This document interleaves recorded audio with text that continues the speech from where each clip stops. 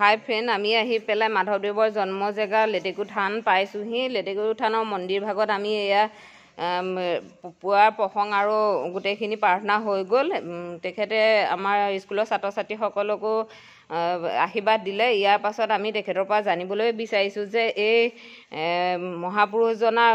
মহাপুৰুষজনাৰ এই মন্দিৰ ভাগত কি কি বস্তু আছে তেখেতে আমাক বিতংকৈ ক'ব। এতিয়া কওক।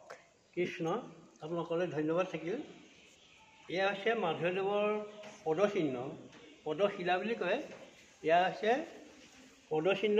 এইবাৰ সোঁফালে সোঁ ভৰি তেওঁ এয়া বাওঁহাত এই পদচিহ্ন।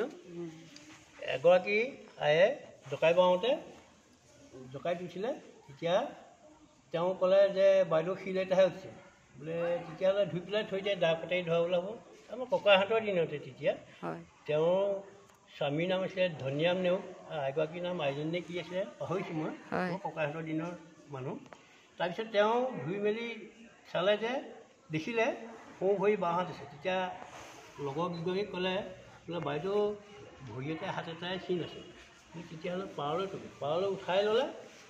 উঠাই লোৱাৰ পিছত আমাৰ ককা আছিলে, এতিয়া ককাৰ নাম আছিলে লেঙা, এনেই মণিৰাম চুতীয়া, এনেই লেঙা বুলি মাতে, সেইকাৰণে লেঙা থান বুলিও ইয়াত প্ৰখ্যাত হৈছিলে। তাৰপিছত ককাহঁতে ক'লে যে এয়া মাধৱৰ পদচিহ্ন। তাৰপিছত ধুই মেলি প্ৰতিষ্ঠা কৰিলে। তেতিয়া আজি প্ৰায় 500-600 বছৰ ইয়াত স্থাপিত কৰি থোৱা আছে। আৰু এই শংখভাগ যে গুৰুজনাৰ এই ভাগ দান দিয়ে, এনেই গুৰুজনাৰ ভাগৰ নহয়, পিছত মানুহে দান দিয়ে। এই ভাগ তেওঁ টিলিঙা, তেওঁলোকৰ দেউতাক মাধৱৰ দেউতাকহঁতে শাক্ত ধৰ্ম আছিলে যে তেওঁলোকে এইবিলাক মানে এই পুখুৰীত পেলাই থ'ব। এই ভাগ বন্তি আছিলে, কোৰে কাটিলে, আৰু এই ভাগ চন্দন পিচা ফুলি, এইভাগ চন্দন পিচি পেলাই বগা বগা ফুট লৈ যায়, এই ভাগ চন্দন পিচা ফুলি এই চব পুখুৰীত পোৱা।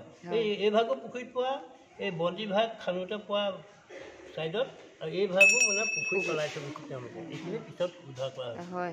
আৰু এতিয়া এই যে মন্দিৰ ভাগৰ ভিতৰৰ যি বন্তি গছি, সেই গছি বাৰু মাধৱদেৱে জ্বলোৱা বন্তি নহয়। এইখিনি পাছত আমাৰ এইবিলাক সলনি কৰি থকা হয় নহয়। আসন বেয়া হ'লে আকৌ নতুনকৈ বনায়, আকৌ মাধৱদেৱৰ সেইটো নাথাকে।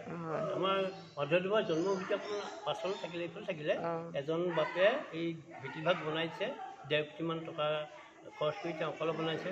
ৰাম ভূঞা, এনেই নাৰায়ণ ভূঞা, ভোগপুৰৰ নিবাসী তেওঁ, তেখেতে বনাই দিয়া জন্ম ভেটি তাত আছিলে। তাত মানে আছিলে গুৰুগৃহে আছিলে তাত এনেকুৱা।